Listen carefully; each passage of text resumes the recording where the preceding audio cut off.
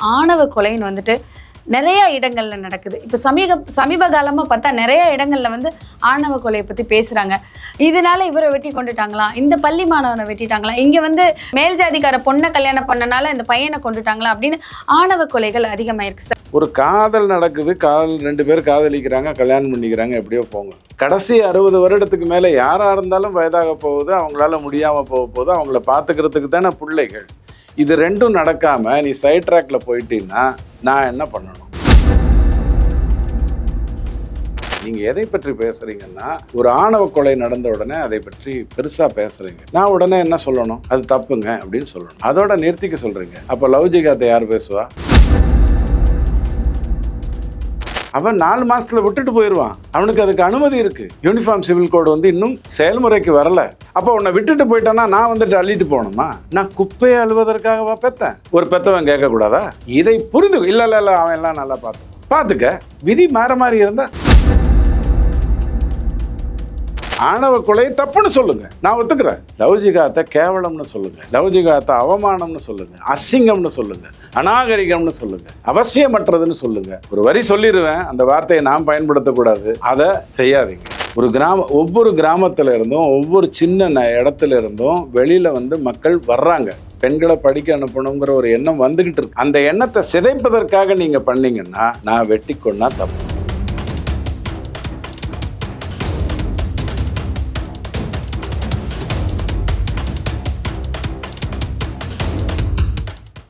வணக்கம் சார். வணக்கம் சார். ஒரு முக்கியமான விஷயத்தை நிறைய தகவல்கள் நீங்க தெளிவா வந்து மக்களுக்கு சொல்லிட்டு இருக்கீங்க. நிறைய காணொலிகள் உங்களோட காணொலிகள் நாங்கள் பார்த்துட்டு தான் இருக்கோம்.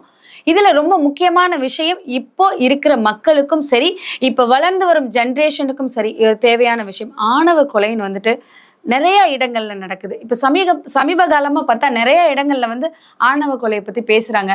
இதனால இவரை வெட்டி கொண்டுட்டாங்களா, இந்த பள்ளி மாணவனை வெட்டிட்டாங்களா, இங்க வந்து மேல் ஜாதிக்கார பொண்ணை கல்யாணம் பண்ணனால இந்த பையனை கொண்டுட்டாங்களா அப்படின்னு ஆணவ கொலைகள் அதிகமாயிருக்கு சார். அதை நீங்க எப்படி பாக்குறீங்க?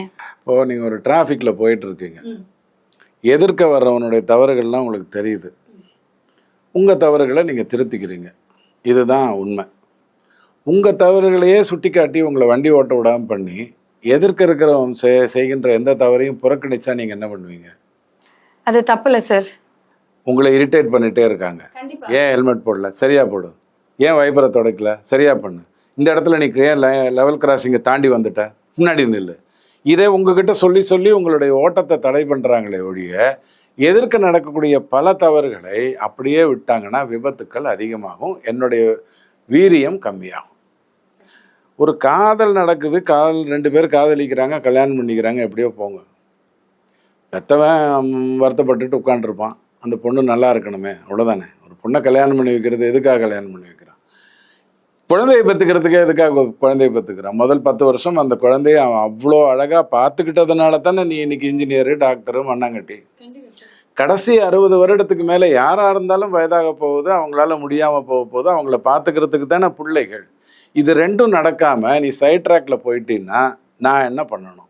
இது ஒரு அப்பனுடைய கேள்வியா இருக்கலாமா? கண்டிப்பான கேள்வி. குறிப்பா பெண்ணை பெற்ற அப்பனுடைய கேள்வியா இருக்கலாமா வேண்டாமா? இவ்வளவுதான் கேள்வி. இதே என்கிட்ட 40 வருஷத்துக்கு முன்னாடி கேட்குறீங்க, 20 வருஷத்துக்கு முன்னாடி கேட்குறீங்க அப்படின்னா என்னுடைய பதில் வேறுபட்டு இருக்குமானா இல்லை. காரணம், நான் இருந்த இடத்துல தொடர்ந்து இந்த தவறை பார்த்துட்டு இருக்கேன். நீங்க எதை பற்றி பேசுறீங்கன்னா, ஒரு ஆணவ கொலை நடந்த உடனே அதை பற்றி பெருசா பேசுறீங்க. நான் உடனே என்ன சொல்லணும்? அது தப்புங்க அப்படின்னு சொல்லணும். அதோட நிறுத்திக்க சொல்றீங்க. அப்போ லவ் ஜிகாத்தை யார் பேசுவா? சத்ருகன் சின்ஹா வீட்டிலேருந்து வெளியில் போய் கல்யாணம் நடக்குது, சுப்பிரமணிய சாமி வீட்டிலேருந்து வெளில போய் கல்யாணம் நடக்குது, எல்கே அத்வானி வீட்டிலேருந்து வெளில போய் கல்யாணம் நடக்குது.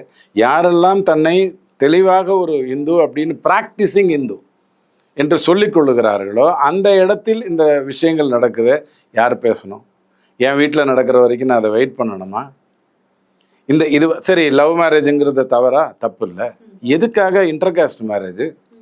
இங்கே எவனும் உனக்கு தகுந்தவன் இல்லையா? இல்லை அவனுக்கு தான் வேற எங்கேயும் அந்த சொந்த இடத்துல கிடைக்கலையா? எதற்காக இந்த ஏன்னா அது ஒரு வாழ்க்கை சம்பந்தப்பட்ட விஷயம் சார். நீங்க சொல்றது ஓகே தான் சார். சொல்லிடுறேன், அப்புறம் நீங்க கேளுங்க. என்னுடைய மதம் 4 திருமணம் செய்து கொள்ள என்னை அது அனுமதிக்குது. 6 மாசத்துல உங்களை வீட்டுக்கு நான் அனுப்பிடலாம். என்னுடைய மதம் அதை அனுமதிக்குது. ஆனால் உங்கள் மதம் என்ன வெளியில் அனுப்புறதுக்கு அனுமதிக்கிறது இல்லை. கோர்ட்டுக்கு போக சொல்லுது, கேஸை நடத்த சொல்லுது. 1 வருஷம் பண்ணுது, 2 வருஷம் பண்ணுது, 3 வருஷம் பண்ணுது. உன் வயதை துளைத்த பிறகுதான் நீ திரும்ப வர முடியுங்கிற ஒரு நிம்மதியை கொண்டு வருது. 40 வயசுல ஒரு பொண்ணு விவாகரத்தை வாங்கிட்டு அதுக்கப்புறம் என்ன வாழ்க்கை வாழும்? இவன் 35 வயசுல இப்படின்ட்டு போயிடுவான். புரிய வேண்டாம்? ரெண்டுத்துக்கும் டிஃப்ரென்ஸ் தெரியணும்ல. நீங்கள் 2 பேரும் ஒரே வண்டியில் போகிறீங்க, நீங்கள் கம்ஃபர்ட் ஜோனில் உட்காந்துருக்கீங்க, இந்த இடம் கம்ஃபர்ட் ஜோன் இல்லைன்னா உங்களுக்கு அதை சொல்ல வேண்டிய அவசியம் இருக்கா இல்லையா? அம்மா நீ பார்த்துக்க, நீ இப்போ பார்த்துட்டே கல்யாணம் பண்ணிட்டு எதையோ விடு. நான் தேர்தலுக்கு முன்னாடி சத்ருகன் சின்ஹா வீட்டில் நடந்ததை நான் பேசலை, ஏன்னா தேர்தல் நடக்குது. தேர்தல் நடந்து முடிஞ்ச உடனே நான் அதை வெளியில் விடுறேன். சோனாட்சி சின்ஹா டாஷ்ன்னு சொல்கிறேன். அவன் 4 மாதத்தில் விட்டுட்டு போயிடுவான். அவனுக்கு அதுக்கு அனுமதி இருக்குது. யூனிஃபார்ம் சிவில் கோடு வந்து இன்னும் செயல்முறைக்கு வரலை. அப்போ உன்னை விட்டுட்டு போயிட்டான்னா நான் வந்துட்டு அள்ளிட்டு போகணுமா? நான் குப்பையை அழுவதற்காகவா பெத்தேன்? ஒரு பெத்தவன் கேட்கக்கூடாதா? இதை புரிந்து இல்லை இல்லை இல்லை அவன் எல்லாம் நல்லா பார்த்துப்பான். பார்த்துக்க. விதி மாறி இருந்தா ஒரு சமூகம் என் பின்னாடி நின்று உங்களுக்காக பேசக்கூடிய ஒரு சூழ்நிலை இருந்ததுன்னா என் பெண்ணை எப்படியெல்லாம் காப்பாற்ற முடியுமோ அப்படியெல்லாம் காப்பாற்றிடுவேன். தவறு நடக்கிறது தான், தவறு நடக்கிறது தான்ப்பா. கல்யாணம் பண்ணப்பா அவன் சரியில்லை. பெரிய பெரிய வீட்டிலலாம் நடக்குது. கல்யாணம் பண்ணிக்கிறாங்க, பொண்ணுக்கு கல்யாணம் 3 பொண்ணு, அவருக்கு பெரிய இயக்குனர், ரொம்ப இயக்குனர். கல்யாணம் நடக்குது, பார்த்தா அவன் பொள்ளாச்சி பெண்கள் விஷயத்தில் சம்மந்தப்பட்டவனா இருக்கான். என்ன சொல்கிறது? அவர்கிட்ட இல்லாத பணமா, அவர்கிட்ட இல்லாத புகழா? அவருக்கு வந்து சொல்ல மாட்டாங்களா? என்னங்க இப்படி ஒரு மாப்பிள்ளையை பார்த்துருக்கீங்கன்னு சொல்ல மாட்டாங்களா? அது விதி வழி எது அப்படிங்கிற அந்த ஆஸ்பெக்டுக்குள்ளே வந்துடுது. உன் விதி அதுதான்னா நீ அதை அனுபவிச்சு தான் ஆகணும்.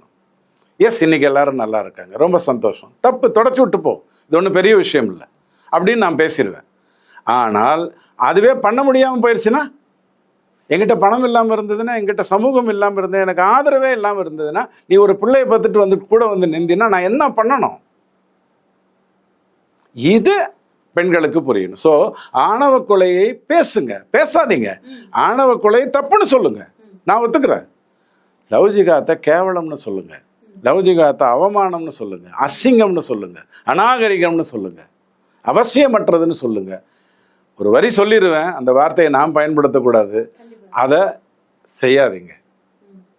இதுதான் நம்ம முன்னெடுத்து. சார், நீங்க ஒரு அப்பாவா ஒரு இதுல இருந்து பேசி, எல்லாருமே அப்பா ஆகிறது, எல்லாருமே அப்பா தான். அப்பா எப்படி யோசிப்பாரு? இப்படிதான் யோசிப்பாரு, இதுதான் கரெக்ட் தான், அதை நீ கரெக்டான முறையில செய், அது கரெக்ட், தப்பான வழியில செய்யாத அப்படிங்கிற ஒரு விஷயம் சொல்றீங்க. அதுக்கு வெட்டி கொள்ளணுமா சார்?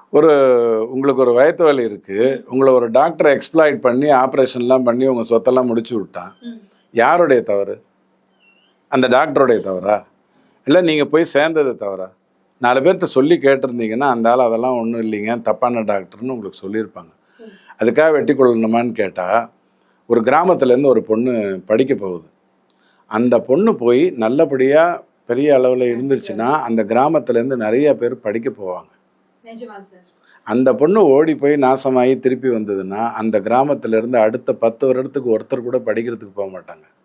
இது தெரியணும். நாம் சென்னையில் இருக்கோம், இது அவியல் செய்கிற இடம்.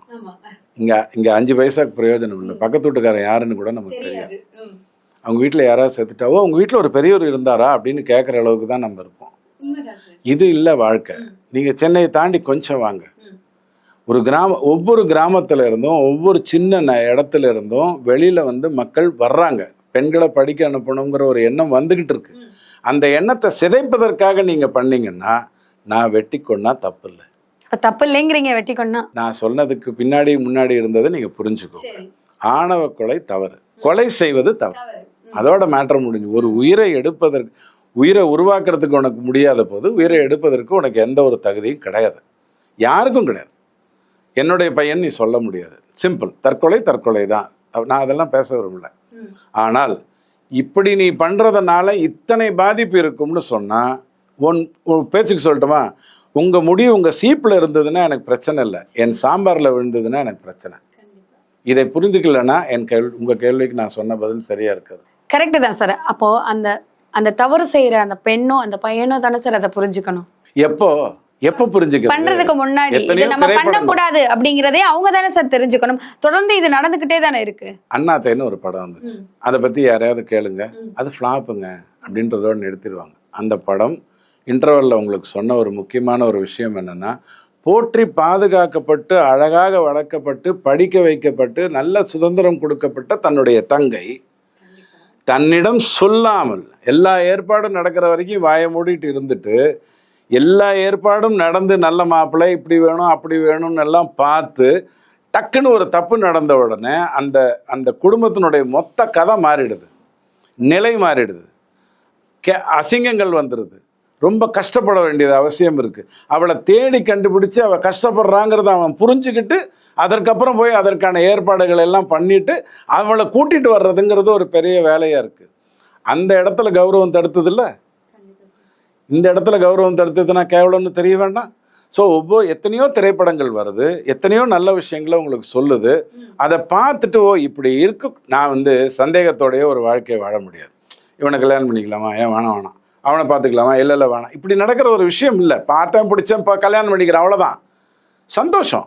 அதை ஒழுங்காக முறையாக சொல்லி சமூக ரீதியாக கொண்டு வந்து செய்யு. ஓடி போகிற வேலையை செஞ்ச அப்படின்னு சொன்னால் பாதிக்கப்பட போகிறது நீ மட்டும் இல்லை, உன்னை சார்ந்த ஒரு மிகப்பெரிய இடம். இவ்வளவுதான் நம்ம சொல்றோம். கண்டிப்பா சார். இதையும் பார்த்து இன்னும் தெளிவு பெறலைன்னா நம்ம எதுவுமே சொல்ல முடியாது. தொடர்ந்து பேசலாம். நன்றி சார்.